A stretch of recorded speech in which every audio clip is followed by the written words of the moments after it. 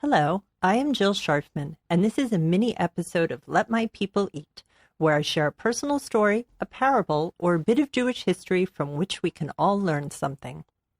There is a famous rabbinic adage, everything God does is for the best. Very often we experience events which seem unfortunate, but later turn out to have been a blessing in disguise. We may not understand the reason for our challenges, but if we have faith that they are somehow for our own good, this can lead us to a happier life. There are two stories, one about a farmer and one about Rabbi Akiva, that illustrate that this too is for the good. The farmer's son. One day in late summer, an old farmer was working in his field with his sick horse. The farmer felt compassion for the horse and desired to lift its burden, so he left his horse loose to go to the mountains and live out the rest of its life. Soon after, neighbors from the nearby village had visited, offering their condolences, and said, "What a shame! Now your only horse is gone. How unfortunate you are! You must be very sad. How will you live, work the land, and prosper?" The farmer replied, "Who knows? We shall see." 2 days later, the horse came back, now rejuvenated, after meandering in the mountainsides while eating the wild grasses. He came back with 12 new, younger, and healthy horses, which followed the old horse into the corral.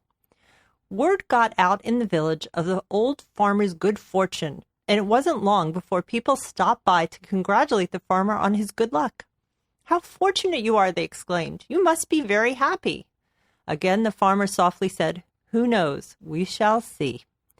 At daybreak on the next morning, the farmer's only son set off to attempt to train the new wild horses, but the farmer's son was thrown to the ground and broke his leg. One by one again, the villagers arrived during the day to bemoan the farmer's latest misfortune. "Oh, what a tragedy! Your son won't be able to help you farm with a broken leg. You will have to do all the work yourself. How will you survive? You must be very sad," they said. Calmly going about his business as usual, the farmer answered, "Who knows? We shall see." Several days later, a war broke out. The emperor's men arrived in the village demanding that the young men come with them to be conscripted into the emperor's army. As it happened, the farmer's son was deemed unfit because of his broken leg. Now the second story involves the great Rabbi Akiva, who entered a town and searched for a place to lay his tired head. But he was unsuccessful in soliciting an invitation for himself. In defeat, he camped out on the cold ground outside the city, lit his candle, and immersed himself in his book of Torah. Next him lay his other two possessions, a rooster to wake him up and a donkey to transport him. Regrettably, a lion came and consumed his donkey. As if that wasn't bad enough, a cat came by and consumed the rooster. To top off his misfortune, a strong wind blew out his candle.